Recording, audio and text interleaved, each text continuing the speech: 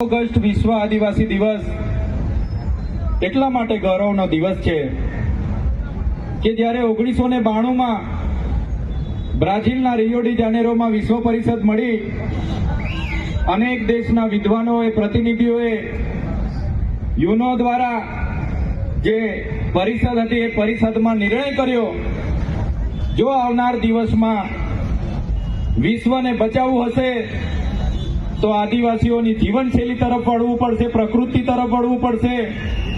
અને એ દિવસથી લઈને આજ દિન સુધી એ અમેરિકા હોય, આફ્રિકા હોય, બ્રાઝિલ હોય કે કેનેડા હોય, વિશ્વના તમામ દેશોમાં આજના દિવસને ભવ્ય ઉજવણી કરવામાં આવે છે.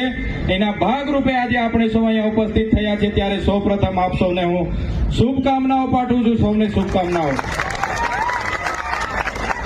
મિત્રો, જે કેવડિયામાં 2 દિવસ અગાઉ જે યુવાનો શોષણનો ભોગ બન્યા છે, એટલા હદે માર મારવામાં આવ્યો અને યુવાનો જ્યારે મૃત્યુ પામ્યા ત્યાં સુધી એમને માર મારવામાં આવ્યો, ત્યારે 5 દિવસ બાદ એમની શ્રદ્ધાંજલિનો કાર્યક્રમ એમના ઘરે એટલે કે કેવડિયા ખાતે રાખવામાં આવ્યો છે. અને તે દિવસે આપણા ગુજરાતના લોકોની, આદિવાસી સમાજના તમામ આગેવાનો સાથે તમામ રાજકીય અને સામાજિક આગેવાનોને ત્યાં આહવાન આપ્યું છે કેવડિયાથી કે બધાએ ત્યાં પધારવાનું છે અને એકતા બતાવવાની છે. તો આપણે બધાએ 13 તારીખે 10:30 વાગે કેવડિયા પહોંચવાનું છે. તૈયાર છો બધા? ક્યાં સુધી અન્યાય ચાલશે? સરકાર વિકાસ વિકાસ વિકાસની વાતો કરે છે. આઝાદીના 78 વર્ષ થઈ ગયા. સરકાર કોને વિકાસ ગણે છે? શું મોટા મોટા ડેમો બનવાથી આદિવાસીઓનો વિકાસ થયો છે ભાઈ? ઊંચી ઊંચી પ્રતિમાઓ બનાવવાથી વિકાસ થયો છે? નેશનલ હાઈવે કોરિડોર બનવાથી આપણો વિકાસ થયો છે? લિગ્નાઇટોની ખાણો કોરવાથી આપણો વિકાસ થયો છે? રેતીની લીજો ચાલવાથી આપણો વિકાસ થયો છે? નથી.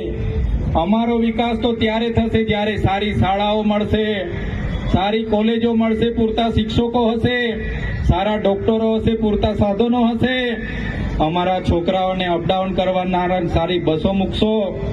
અને આ વિસ્તારના નર્મદા ડેમ હોય, ઉકાઈ ડેમ હોય કે કડાણા ડેમ હોય કે કરજણ ડેમ, એમાંથી અમારા ખેડૂતને સિંચાઈનું પાણી મળશે. તે દિવસે અમારો સમાજ સ્વમાનભેર જીવતો થઈ જશે. અમૃત મહોત્સવના નામે કરોડો રૂપિયાના તાયફા થાય છે. અહીંયા યુવાનોને રોજગારી નથી. ત્યારે આ દુઃખ સાથે કહેવું પડે છે, ક્યાં સુધી લડેંગે જીતેંગે કરીશું? ક્યાં સુધી મુર્દાબાદ જિંદાબાદ કરીશું? હજુ આગળ મુર્દાબાદ જિંદાબાદ ચાલવા દેવાનું છે કે સરકાર સામે લડવાનું છે? સરકાર સામે લડી લઈએ ને. આપણા હકની વાત આપણે માંગીએ છીએ. આપણી કોઈની નોકરી નથી છીનવતા, કોઈનું શિક્ષા નથી છીનવી લેતા, કોઈની જમીનો નથી છીનવતા. પણ જ્યારે આપણું હકનું છીનવાય છે, આપણા જળ જંગલ જમીન પરના અધિકારો છીનવાય છે, ત્યારે હવે આપણે લડેંગે જીતેંગે જિંદાબાદ મુર્દાબાદ કરવાથી સરકારને કોઈ ફેર પડવાનો નથી. સરકારને ખબર છે ગમે તેટલા આંદોલનો થશે, ગમે તેટલા ચળવળો ધરણાઓ કરશે, પણ અમે તો સરકાર બનાવીએ છીએ ને બેસીએ છીએ એટલા માટે સરકારના પેટનું પાણી હલતું નથી. એટલે હવે આપણે જાગી જવું પડશે, એકતા બતાવવી પડશે. માત્ર આદિવાસી દિનના નામે નાચી કૂદીને છૂટા પડી જવાથી આપણો સમાજ આગળ આવવાનો નથી. આપણા બાળકોને ભણાવવા પડશે.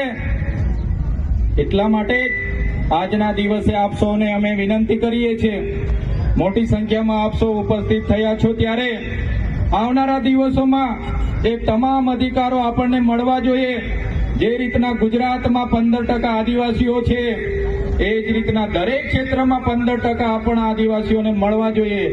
ન્યાય પ્રણાલિકાઓમાં પણ 100 જજોમાંથી 15 જજ આદિવાસીના હોવા જોઈએ કે નહીં હોવા જોઈએ? આઈએસ આઈપીએસ 100 માંથી 15 આદિવાસી સમાજના હોવા જોઈએ કે હોવા જોઈએ? એવી જ રીતે મામલતદાર હોવા જોઈએ, એવી જ રીતે ટીડીઓ હોવા જોઈએ. આજે તમે મને બતાવો, આદિવાસી સમાજની નજીકમાં સુરત છે, વડોદરા છે, અમદાવાદ છે, કેટલા આદિવાસી બિલ્ડરો ત્યાં રિયલ એસ્ટેટમાં, કેટલા આપણા બિલ્ડરો છે? કોઈ આદિવાસી બિલ્ડરો ત્યાં છે? મજૂરો આપણા 60% ત્યાં હશે, પણ આજે પણ આ જે આપણી સાથે માત્ર ને માત્ર આ સરકારો જે ભેદભાવ કરે છે હવે ચલાવવાનું નથી. એક તીર એક કમાન, એક તીર એક કમાન.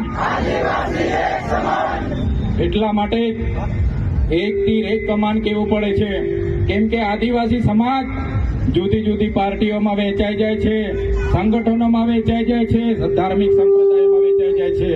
ત્યારે આજના દિવસે સૌ આપણે ઉપસ્થિત થયા છે, સૌને આ આદિવાસી ગૌરવ દિવસની શુભકામના પાઠવું છું અને 13 તારીખે કેવડિયા ખાતે આપ સૌ પધારો એ જ વિનંતી સાથે મારી વાણીને હું વિરામ આપું છું. ધન્યવાદ. જય આદિવાસી, જય જોહાર.